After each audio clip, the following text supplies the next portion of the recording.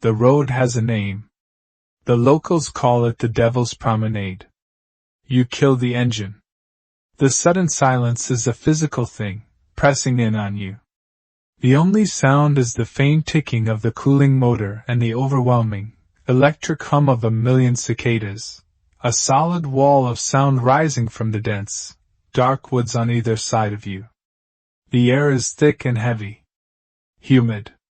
You're in the Ozark Highlands, miles from the nearest town, on the border of Missouri and Oklahoma. There are no streetlights out here. No houses.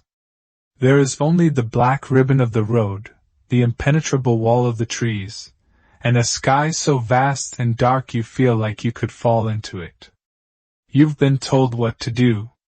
Park the car, face west, and wait. The minutes stretch. 5. 10. A part of your brain, the logical part, starts to whisper. This is silly. It's just a local legend, a story told to scare tourists. You're sitting in the dark, in the middle of nowhere, waiting for a ghost that never shows. You're about to reach for the ignition, to turn back and call it a night. And then you see it. It doesn't flicker into existence. It just arrives. Far down the road, a single, floating orb of light. It's not a headlight. It's too small, too singular.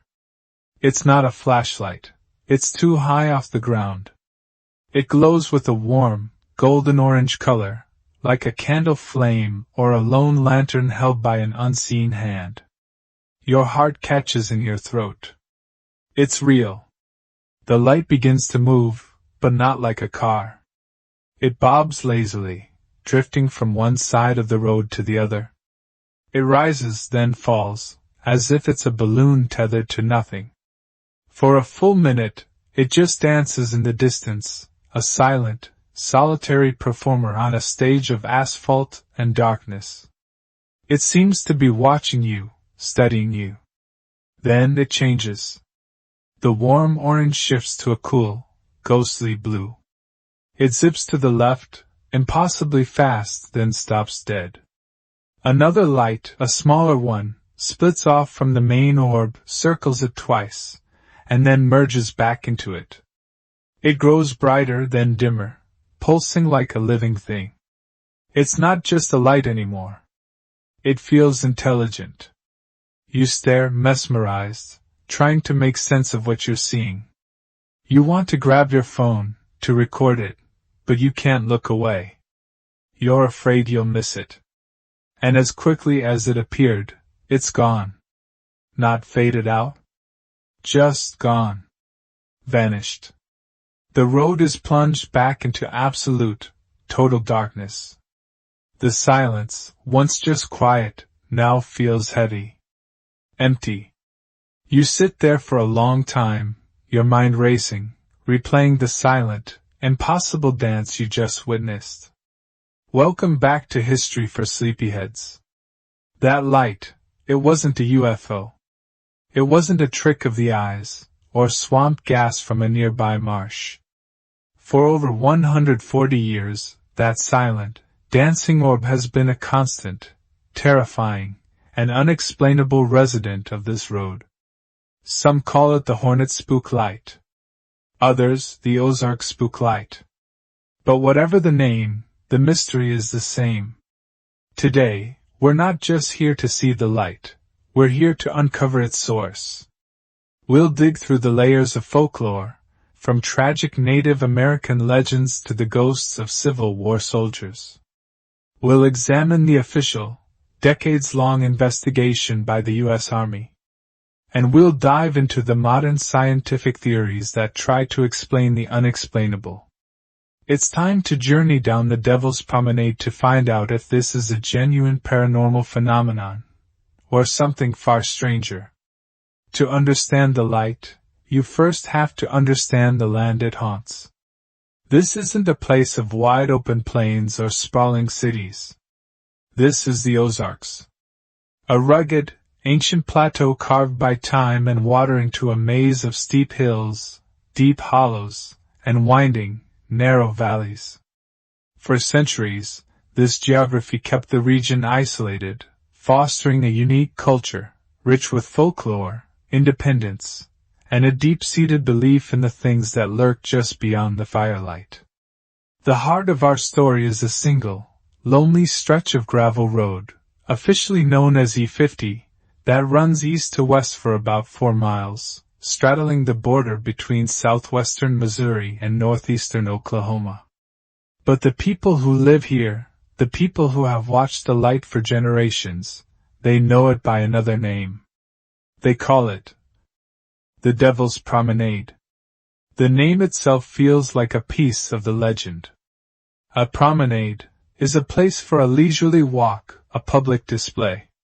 To pair that with the devil suggests a place where the supernatural comes out to be seen, to perform its nightly, inexplicable ritual. And for over a century, that is exactly what people have claimed to witness. The legend, as it's told today, is not one single story. It's a tapestry, woven from the threads of thousands upon thousands of individual testimonies.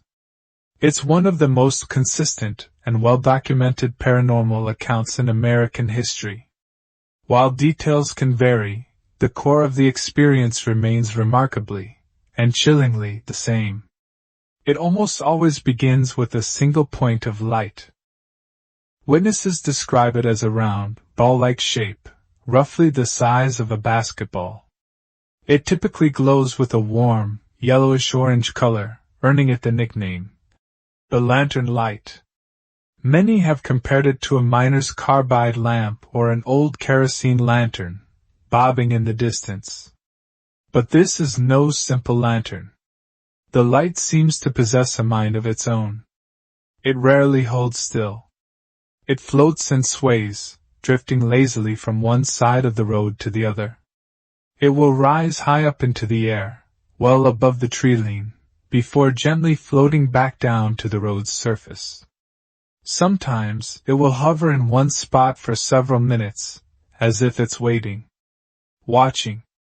Then, it will often change color. The warm orange might intensify to a fiery red, or shift to a ghostly green, or a cold, piercing blue. And with the change in color, often comes a change in behavior. It might begin to move erratically, zipping from left to right with impossible speed, stopping on a dime. Some of the most incredible reports describe the single orb splitting into 2, 3, or even more smaller lights, which dance and circle each other before merging back into one. Perhaps the most unsettling aspect of the spooklight is its apparent intelligence. It seems to react to its audience. For decades, the tradition has been to flash your car's headlights at it. Sometimes, the light flashes back. If you drive towards it, it will almost always retreat, maintaining a constant distance of a mile or 2, leading you on a futile chase down the length of the promenade. If you turn your car around and drive away, some witnesses swear the light will follow. But you can never ever reach it. This is the absolute, unbreakable rule of the Devil's Promenade. No matter how fast you drive, no matter how hard you try to close the distance, you will never find the source of the light. You will reach the end of the 4-mile road, and it will simply vanish into the hills, leaving you alone in the dark with an impossible memory. This consistency, this predictability, is what transformed the spooklight from a simple ghost story into a cultural institution. It became a rite of passage. Beginning in the post-war era, the Devil's Promenade became one of the most famous lovers' lanes in the entire Midwest. Teenagers would drive out here on weekends, using the spooky atmosphere as an excuse to sit close together in the dark, testing their courage, hoping to catch a glimpse of the famous light. It became a family tradition. Parents who saw the light as teenagers would bring their own children, passing the legend down from one generation to the next. The story wasn't just told, it was experienced. It was a living piece of folklore. A small tourist economy grew around it. A local man named Arthur, Spooky, Meadows ran a small museum and information center for years, collecting stories and selling souvenirs.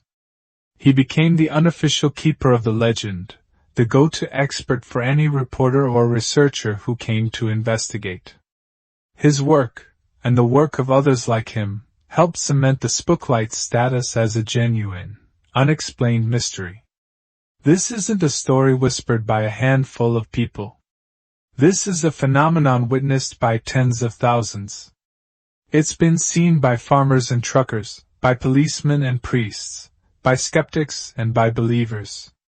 It is a mystery that has endured the passage of time, a constant, silent presence in the heart of the Ozarks. But to find its origins, we have to look deeper than the modern legend. We have to peel back the layers of local folklore and dig into the recorded history of this land, a history written in tragedy and bloodshed. A legend as persistent as the Ozark Spooklight doesn't just appear out of nowhere. It grows. It evolves. It attaches itself to the landscape, to the people, and to the tragedies that define a place. To find the source of the light, we have to travel back in time, searching for the original ghost, the first story that tried to explain the unexplainable. Our investigation begins in the deep past, long before the roads were paved or the towns were built.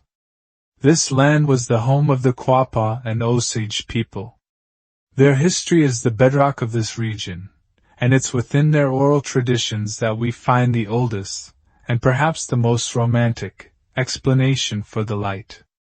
The story, passed down through generations, tells of a young Quapaw maiden who fell in love with a brave from a rival tribe. Their love was forbidden by her father, the tribal chief. Knowing they could never be together in life, the two lovers met at the top of a high cliff overlooking the valley, and in a final, tragic embrace, they leaped to their deaths. The legend says that the light is the joined spirit of these two lovers, carrying a single lantern as they wander the hills for all eternity, forever searching for each other in the afterlife. It's a beautiful, heartbreaking story. A classic piece of folklore that gives a human face to a mysterious phenomenon. And it's not the only one. Other Native American legends connect the light to the spirit of a great chief, his ghostly lantern guarding the location of his secret burial ground. These stories are the soul of the region. But as historians, we must also acknowledge that oral traditions can be fluid.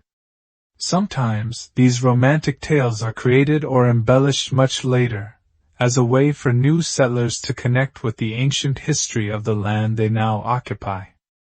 To find a more tangible ghost, we must move forward in time, to an era of documented violence and conflict that tore this very land apart.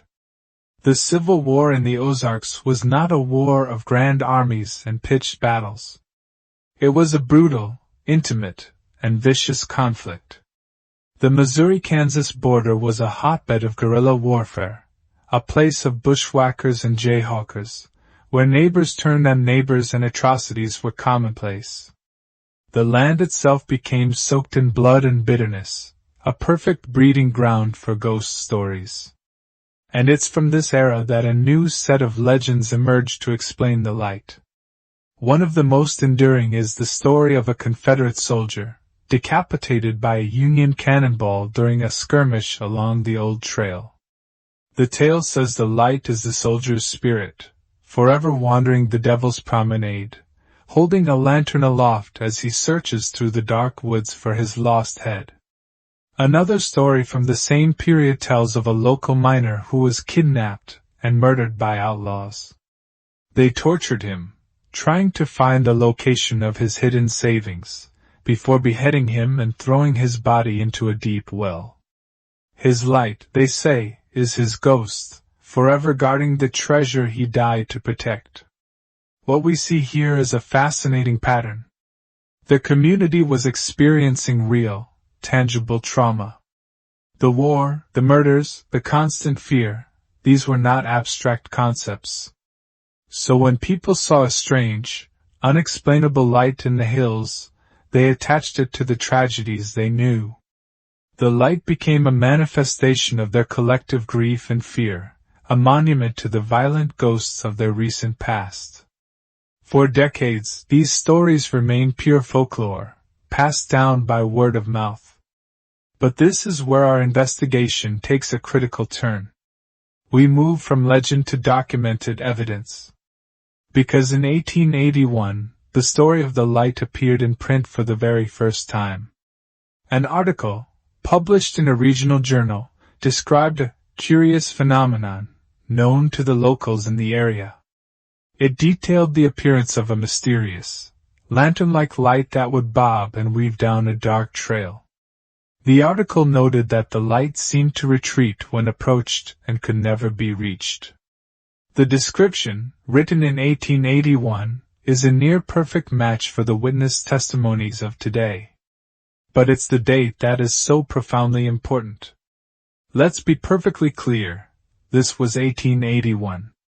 This was years before the first commercially produced automobile would even exist. The roads were nothing more than dirt tracks for horses and wagons. The historic Route 66, the road so often blamed for the light today, wouldn't be conceived for another 45 years. This single, documented fact is the linchpin of the entire mystery. It proves that the light is not a modern phenomenon. It establishes a historical timeline that predates every single one of the modern, mundane explanations. It confirms that something strange has been happening on that lonely stretch of road for a very, very long time. With the dawn of the 20th century, the Spooklight's fame began to grow. The rise of the automobile made the Devil's Promenade more accessible, and the stories spread from a local curiosity to a regional sensation. The legend grew so large, in fact, that it eventually attracted the attention of the United States government. In 1946, the U.S. Army Corps of Engineers, based in Tulsa, Oklahoma, launched a formal, scientific investigation to determine the source of the Hornet Spooklight once and for all. This was not a casual effort. They were a team of highly trained scientists and engineers, men who believed in data, logic, and the scientific method. They came to the Devil's Promenade not to see a ghost, but to solve a problem. They conducted a series of rigorous tests. They surveyed the area, mapping out sight lines and elevations. They used sensitive equipment to detect any magnetic anomalies or radiation. They set up observers with powerful telescopes and signaling equipment, attempting to triangulate the light's position from multiple vantage points.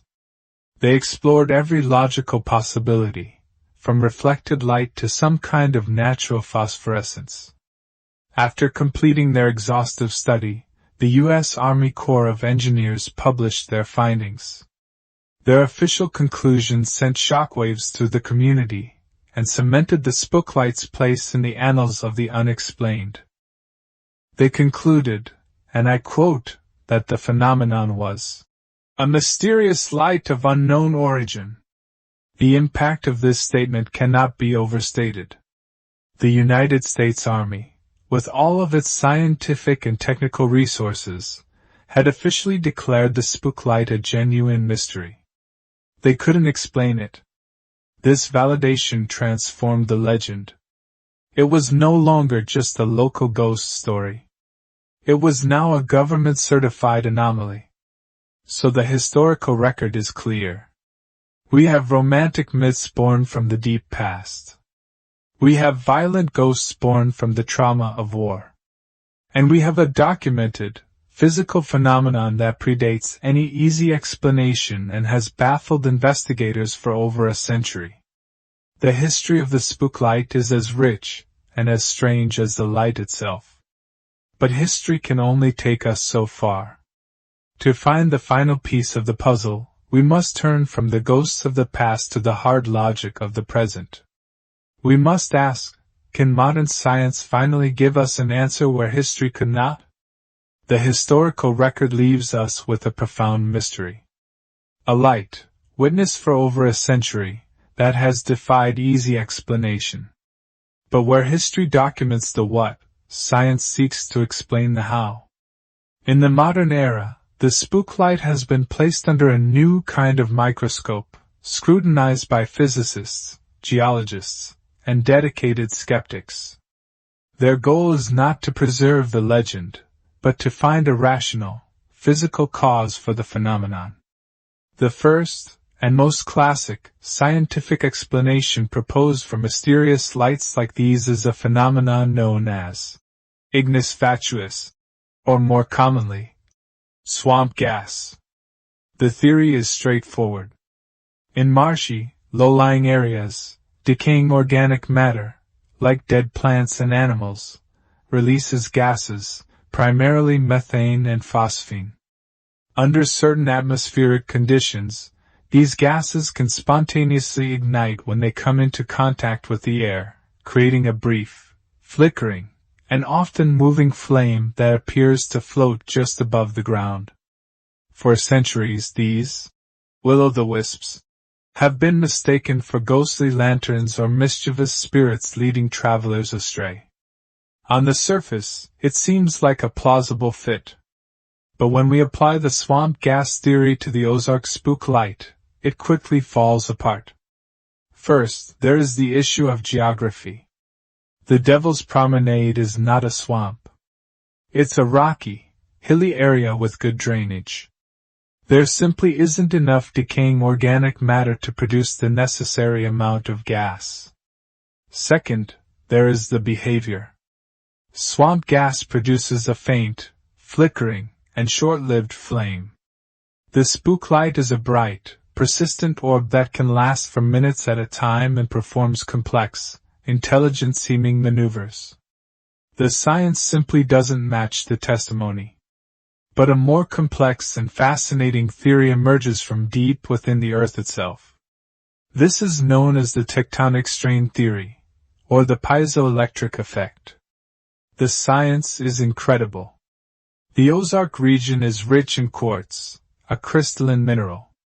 The piezoelectric effect is a known property of quartz where, if you put the crystal under immense mechanical stress, if you squeeze it, it generates an electrical charge.